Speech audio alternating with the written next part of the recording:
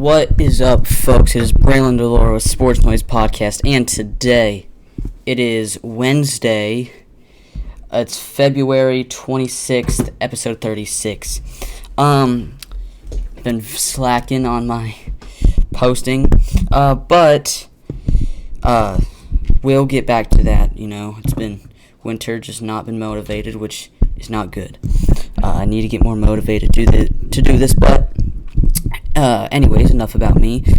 We have crowned. It's been like 2 weeks. Tell me about it. I've been doing pretty bad. But when we talk about the Super Bowl, I think you can tell who won the Super Bowl just by my reaction, because it was Eagles-Chiefs. And it would be a very sad man if I was talking about the Super Bowl and we had lost. No. Eagles won, and not just won, dominated the entire game. Hold on, this angle is not doing as bright, or as not as well as I thought. I'm looking down at y'all. But, this is not going to work. We'll just have to deal with it. Here. There you go. But the Eagles' defense was insane in this game. I watched the entire game, every snap, chills down my spine, almost every third down, almost every play, actually. So, first quarter, really, I'd have to go back on it. First quarter, who got the ball first? It was, I'm pretty sure, almost positive, Eagles got the ball first, okay? A pretty bad penalty on A.J. Brown, Trent McDuffie, pretty bad penalty. Trent McDuffie Tom Brady said it wasn't a penalty when he was doing the broadcasting. He said he didn't like it. I didn't either. I mean, it just really, it's a Super Bowl. Let him be physical. Kind of A.J. Brown's hand kind of pushed off of Trent McDuffie's face mask. And so, they called the penalty offensive pass interference. That one, it was third down too. So, Eagles had to punt. But then there was it kind of made up because there was another penalty on the Chiefs when I think it was on Trent McDuffie. It was on Dallas Goedert. It wasn't a penalty, okay? The Chiefs guy, he did kind of smack into Dallas Goedert's helmet, but it let him be physical. So a bad call on the Eagles and a bad call on the Chiefs. Both of those were not penalties. Okay, the Trent McDuffie one to get Dallas Goedert, even though it went our way. No, that was not a good penalty, and neither was the A.J. Brown one. So it kind of made up for it. Patrick Mahomes, I think, threw 2 interceptions. One to Cooper DeJean. You know the song. But yeah, one to Cooper DeJean. It was just a pass over the middle, just Cooper reached out for it, and then brought it all the way back for a pick 6. And then Zach Bond laid his body on the line. Okay, dove for that. That was actually one of the best interceptions by a linebacker I've seen lately. Zach Bond kind of got cheated. Should have been Defensive Player of the Year. But hey, that was not a penalty. Interception right there. Yeah. And then there's a strip sack. Who strip sacked him? Was it Nolan's? I don't remember if it was Nolan Smith or not. But, just a really good game. Jalen was insane. DeAndre Hopkins missed a couple catches. A.J. Brown got a touchdown. Devontae got thrown a dot by Jalen into the end zone, an actual dot. They actually held up Saquon a lot better than I expected. People were saying, I really think it's going to come down to Saquon. If he has a good game, the Eagles are going to win. If he's not doing too well, I really don't see how the Eagles will win. That's really how they were. They didn't say it, but it was like they were hinting at it. So, but Saquon did not have his best game. Definitely his worst playoff game. These playoffs, but Eagles still won. So all happy. And as you can see, something has changed. I used to have a poster right here. It was of Luka Doncic, and he torched the Mavs last night. Okay, Luka is a Laker. Still makes me... I'm tearing up. yeah, very sad. Luka Doncic is a Laker. He should be a Mav. Hashtag don't. I like Nico Harrison, but what are you doing, bro? For Anthony Davis, he's gotten hurt already. Max Christie is a good addition. I like Max Christie. But again, what are you doing? Why are you trading for, I think, was it Caleb Martin? For Quentin Grimes? I mean, Quentin Grimes and Max Christie are basically the exact same player. But, yeah, so Mavs are having some issues.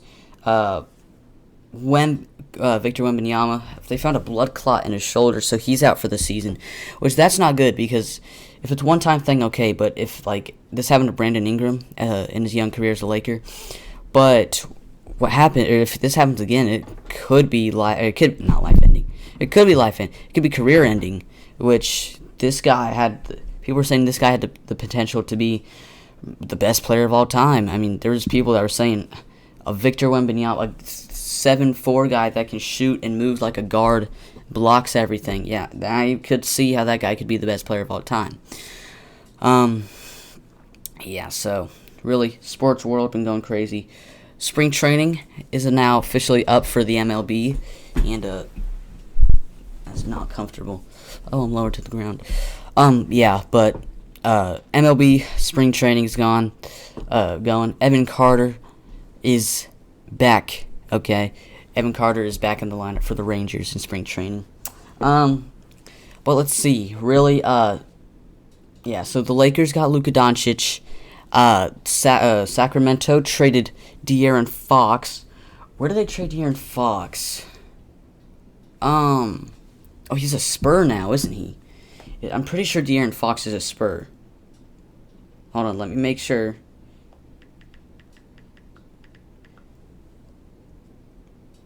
Yeah, yep, De'Aaron Fox is a Spur. Okay, so if you did watch the All-Star game, the NBA All-Star game, it was definitely different this year, but there was a 4-hour program, okay, and there was about 34 minutes of actual basketball games being played. The NBA's fallen off a cliff. Okay, so we got a lot to talk about in this episode, so I'm excited. But okay, we got the NBA, the skills challenge. Wemby. The skills challenge used to be a lot better when it was just one-on-one, not these two. It was Team Cavs, Team Warriors, Team Spurs, and then I think it was like Team Rookies or something. But yeah, let's just say Draymond Green was not good at passing. Well, at least in the passing challenge, he could not drain anything. The Spurs with Wemby and CP3 cheated. Well, they didn't really cheat. Yes, they cheated, but they got disqualified. So that happened. They were just, instead of shooting the actual threes or shooting any of the shots, they were just chucking them up just to get better time. But I'm pretty sure Team Cavs ended up winning, which was, I think, it was Donovan Mitchell. I know Evan Mobley. It was either Donovan Mitchell or it was Darius Garland. So I can't remember which one, but I'm pretty sure they ended up winning. And so All-Star game, not too good. But one thing I am excited to talk about is the Four Nations. I'm pretty sure that's what it's called. The Hockey All-Star game. Hockey. I'm getting into hockey now. Yes, I've told my dad. Me and him agree. Because the Mavericks have made us so sad. The only thing that's really good is the Eagles, but they're done now. The Rangers are... I'm excited. I'm very excited to see what the Rangers do this year. But really, the only sports that are on right now are... Nobody really watches spring training baseball. It's really basically hockey and basketball. And if you're a Mavs fan, you're crying inside. You really don't want anything to do with them right now. So, it's hockey. Basically, it's hockey. So the Stars are good. Winnipeg, let's see the standings. Winnipeg Jets, I know, are really good. I'm pretty sure they're in the Western Conference. NHL standings. All right, so in the Atlantic Division. Well, here, let's just do the Eastern Conference. Okay, so in the Atlantic Division, the Toronto Maple Leafs. It goes Toronto Maple Leafs, Florida Panthers, Tampa Bay Lightning, Detroit Red Wings, Ottawa Senators. You surprised I knew that? Ottawa Senators, Boston Bruins, Montreal Canadiens, and the Buffalo Sabres. And I do know some hockey because if you can see, it doesn't say their actual city. It's just saying, okay, it's just showing the team name. So when I'm saying Montreal Canadiens and all these, it's not just me reading it. I got some hockey. I know where the hockey teams are. Then we got the Washington Capitals, the Hurricanes, the Carolina Hurricanes. Yeah, I always when I think of Hurricanes, I think of University of Miami. New Jersey Devils, the Columbia Blue Jackets, New York Rangers, Philadelphia Flyers, New York Islanders, and the Pittsburgh Penguins. So this was the Metropolitan Division. And so I have a really good friend on my baseball team. He's a Pittsburgh Penguins fan.